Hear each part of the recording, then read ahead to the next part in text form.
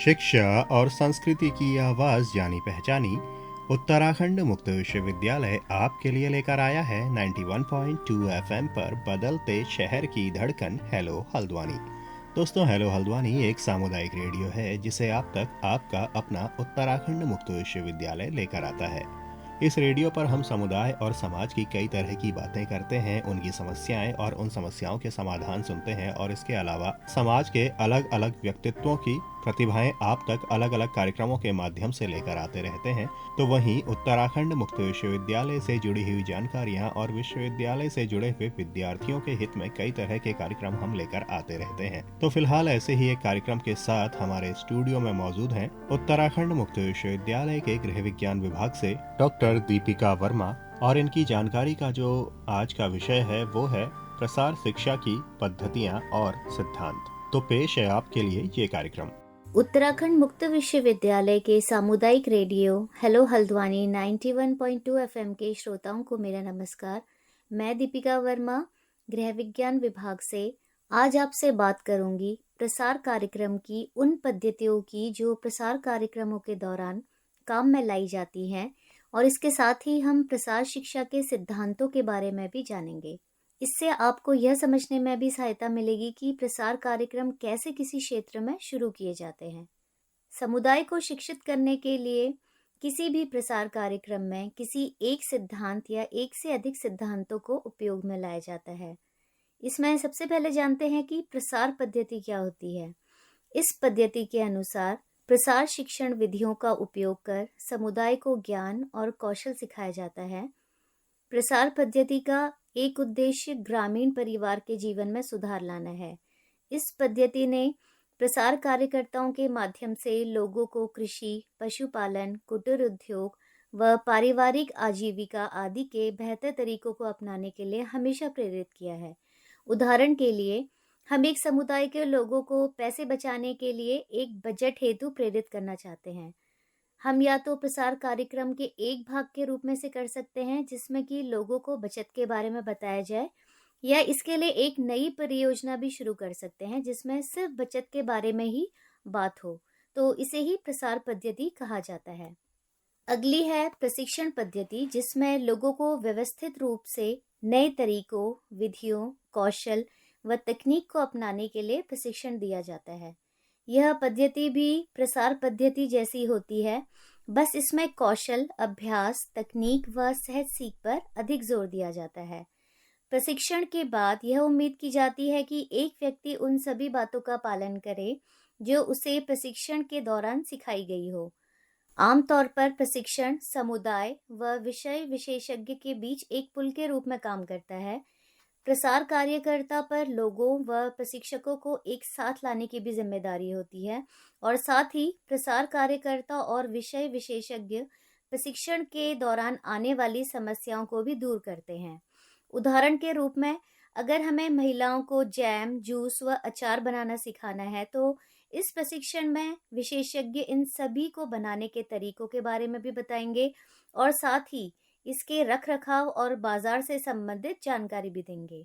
अगली है सहकारी सहायता पद्धति। जैसा कि नाम से ही पता चलता है, इसका उद्देश्य लोगों व खुद को एक दूसरे की मदद करने के लिए प्रेरित करना है। लोगों से यह अपेक्षा की जाती है कि वह अपनी विभिन्न समस्याओं और उनके समाधान को किसी अन्य व्यक्ति से साझा करे जो उनसे और ज्यादा बेहतर जानता हो, और यह काम प्रसार कार्यकर्ता द्वारा किया जाता है। इसमें प्रसार कार्यकर्ता की भूमिका एक सुविधाकर्ता के रूप में है जो लोगों को स्वयं सहायता समूह और सहकारी समितियां बनाने के लिए प्रोत्साहित करते हैं। इस पद्धति की सफलता के लिए लोगों को अपने अंदर से ही बदलना पड़ता है, क्योंकि जब लोग अपने जीवन को बदलने और सुधारने की जिम्मेदारी लेते हैं तो परिणाम बहुत जल्दी और लंबे समय के लिए दिखाई देते हैं।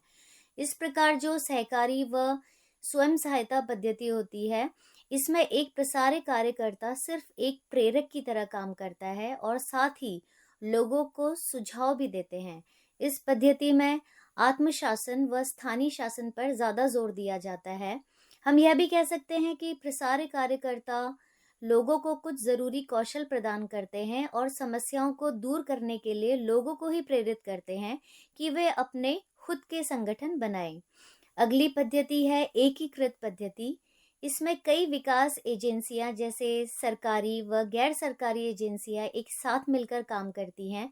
वैसे तो अगर सामान्य उद्देश्य हो तो एक सामान्य प्रबंधन ही काम करता है, पर कुछ समस्याएं ऐसी होती हैं जिसमें कई एजेंसियों की जरूरत होती है ताकि एक अच्छा हल प्राप्त किया जा सके। उदाहरण के लिए अच्छी फसल, बीज, सिंचाई, मौसम पर सलाह, खेती और कटाई के लिए बेहतर उपकरण, बेहतर भंडारण और क्रेडिट सुविधाएं आदि। ये सुविधाएं किसी भी एकल एजेंसी द्वारा प्रदान नहीं की जा सकती, तो इसके लिए सिंचाई विभाग, मौसम विभाग तथा विपणन एजेंसियां जैसी कई एजेंसियों का साथ आना बहुत ज्यादा जरूरी है। यह एकीकृत पद्धति कई ऐसे कार्यक्रमों में उपयोगी होती है जो बड़े राष्ट्रव्यापी कार्यक्रम होते हैं, जैसे इंटीग्रेट रूरल डेवलपमेंट प्रोग्राम या नेशनल रूरल हेल्थ मिशन।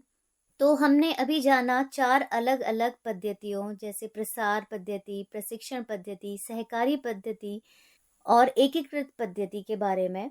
और सामान्यतः हम प्रसार शिक्षा में किसी एक पद्धति या एक से अधिक पद्धतियों के संयोजन का उपयोग कर सकते हैं। अब चर्चा करते हैं प्रसार शिक्षा के सिद्धांतों पर। सिद्धांत कार्यों की दिशा देने वाली मौलिक नीतियों की तरह होते हैं। प्रसार शिक्षा में भी कुछ सिद्धांतों का प्रयोग होता है जो बहुत महत्वपूर्ण होते हैं। हम कुछ मूलभूत सिद्धांतों को समझने की कोशिश करते हैं जो प्रसार विशेषज्ञों द्वारा समझाई गई है। पहला है रुचि और आवश्यकता का सिद्धांत। यह बहुत जरूरी है कि सभी प्रसार गतिविधियां लोगों की आवश्यकता व रुचि पर आधारित होनी चाहिए।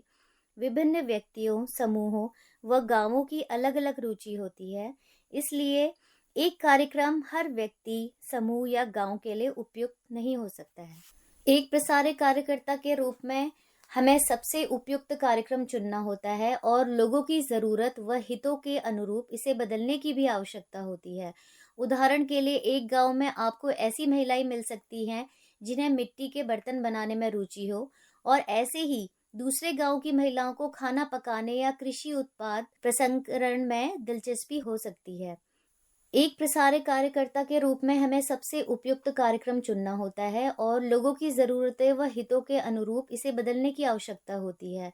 उदाहरण के लिए एक गांव में आपको ऐसी महिलाएं मिल सकती हैं जिन्हें मिट्टी के बर्तन बनाने में रुचि हो, और साथ ही दूसरे गांव की महिलाओं को खाना पकाने या बहुत सारे ऐसे काम करने में रुचि हो सकती है जो दूसरी गांव की महिलाओं से भिन्न हो। तो इस प्रकार हम कह सकते हैं कि लोगों की जरूरत व आवश्यकताएं भिन्न होती है। प्रसार कार्यकर्ता के रूप में हमें इन अंतरों को पहचानना चाहिए और उनका सम्मान भी करना चाहिए। इस प्रकार यदि हम ग्रामीण क्षेत्रों में महिलाओं के बीच की गतिविधियों को बढ़ाना चाहते हैं, तो हमें विभिन्न समुदायों या गांवों के लिए विभिन्न गतिविधियों का चयन करना पड़ सकता है। दूसरा है संगठन के जमीनी स्तर का सिद्धांत, जिसका अर्थ है प्रसार शिक्षा को जमीनी स्तर पर काम करने वाले सभी संगठनों पर विचार करना चाहिए। जैसे किसी भी व्यक्ति के परिवारों के साथ साथ स्थानीय निकायों जैसे पंचायत, ब्लॉक व जिला परिषद को भी शामिल करना चाहिए।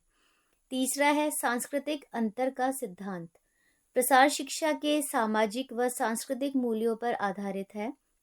भारत एक विविधताओं वाला देश भी है। हमें इन सभी विविधताओं का ध्यान रखना चाहिए क्योंकि जिनके साथ हम काम कर रहे हैं उनकी संस्कृति, खान पान को हमेशा ध्यान में रखना चाहिए, और ये बहुत ज़्यादा ज़रूरी भी है। चौथा है सांस्कृतिक परिवर्तन का सिद्धांत। प्रसार शिक्षा का मूल उद्देश्य लोगों में अपेक्षित परिवर्तन लाना है, जिसके लिए हमें वर्तमान या आधारभूत व्यवहार का आकलन करना होता है। बाद में हम यह तय करना होता है कि व्यवहार में और कितना ज़्यादा बदलाव आवश्यक है। इस कारण एक प्रसार कार्यकर्ता को परिवर्तन का कारक कहा जाता है। अगला सिद्धांत है सहयोग व सहभागिता का सिद्धांत। इसके अंतर्गत हमें अपने व्यवहार में वांछित परिवर्तन लाने के लिए लोगों की भागीदारी व सहयोग लेना चाहिए ताकि वह कार्यक्रम को अपना ही समझकर भागीदार बने। अगला है प्रसार विधियों के उपयोग में अनुकूलनशीलता का सिद्धांत। हम पहले ही चर्चा कर चुके हैं कि लोग, समूह व गांव एक दूसरे से भिन्न होते हैं, उनका ज्ञान भी भिन्न होता है। इस प्रकार प्रत्येक कार्यक्रम की शिक्षण विधियों को उन लोगों के अनुसार अनुकूलित व समायोजित किया जाना चाहिए जिनके साथ हम काम कर रहे हों। उदाहरण के लिए यदि हम पारिवारिक बजट बनाने का कौशल सीख रहे हों, तो हमें लोगों की साक्षरता व शैक्षणिक स्तर को भी ध्यान में रखने की आवश्यकता होती है। जैसे अगर हम गाँव में कोई भी नई तकनीक सिखाना चाह रहे हों, तो शिक्षित और अशिक्षित लोगों के लिए अलग-अलग तरीकों का इस्तेमाल करना होता है। अब बात करते हैं अगले सिद्धांत की, जो है काम करके सीखने का सिद्धांत। यह बहुत ज़रूरी है कि प्रसार शिक्षा के एक भाग के रूप में प्राप्त व्यवहारिक ज्ञान को आत्मविश्वास के साथ जोड़ा जाए, ताकि लोगों को लगे कि वह स्वयं भी काम कर सकते हैं। जितना ज़्यादा लोग प्रयास करेंगे, उतना ही लोग ज़्यादा सीखेंगे। इसके बाद आता है नेतृत्व का सिद्धांत। आप सब तो जानते ही हैं कि स्थानीय नेतृत्व हमेशा प्रसार कार्यकर्ता के लिए बहुत मददगार हो सकता है। अगर प्रसार कार्यकर्ता स्थानीय नेताओं की पहचान कर उन्हें प्रसार कार्यक्रम में भागीदार बनाते हैं, तो काम आसानी से हो जाता है और समुदाय के लोग कार्यक्रम में शामिल होते हैं। आप जानते हैं कि परिवार समाज की सबसे छोटी इकाई है, तो अगला सिद्धांत भी इसी से जुड़ा है, जो है पूरे परिवार की पद्धति। इसके अनुसार जब हम पूरे परिवार को शामिल करते हैं, तो समुदाय में निर्णय लेना और परिवर्तन लाना बहुत आसान हो जाता है, जो बड़ी सफलता सुनिश्चित करता है। अगला सिद्धांत है संतुष्टि का सिद्धांत। कोई भी प्रसार शिक्षा तब सफल होती है जब उसके अंतिम परिणाम या परिवर्तन से लोग संतुष्ट हो। अगर लोग संतुष्ट होते हैं, तभी वह बदलाव को अपनाते हैं। उदाहरण के लिए, यदि हमने एक समुदाय में एक स्टोव दिखा रहे हैं जो ईंधन की खपत कम करता है, तो और उसकी कीमत भी कम है, परंतु लोग इसको तभी अपनाएंगे जब हम उसके कुछ अच्छे परिणाम दिखा पाएंगे। अगला है प्रशिक्षित विशेषज्ञों का सिद्धांत। किसी भी प्रसार कार्यकर्ता को उस विषय के बारे में पूरी जानकारी होनी चाहिए जिसके बारे में समुदाय में बताना हो। प्रसार कार्यकर्ता वैज्ञानिक व समुदाय के बीच के एक पुल के भांति काम करता है। अगर प्रसार कार्यकर्ता को नवीनतम तकनीक के बारे में पूरी तरह ना पता हो, तो उसे विषय विशेषज्ञ की मदद लेनी चाहिए। इसके बाद आता है मूल्यांकन का सिद्धांत। हमें अपने प्रयासों के परिणाम का आकलन करने के लिए हमेशा वैज्ञानिक तरीकों का उपयोग करना चाहिए।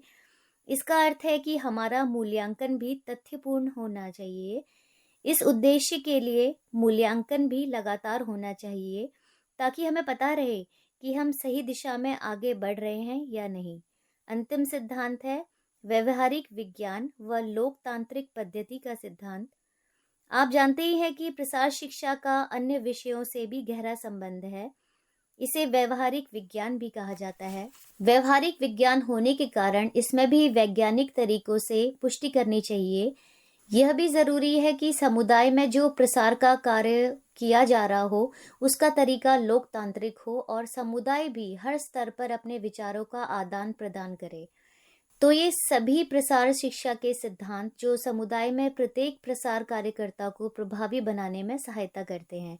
ये सारे सिद्धांत उन लोगों के अनुसंधान का परिणाम है जिन्होंने लंबे समय तक समुदाय में काम किया है।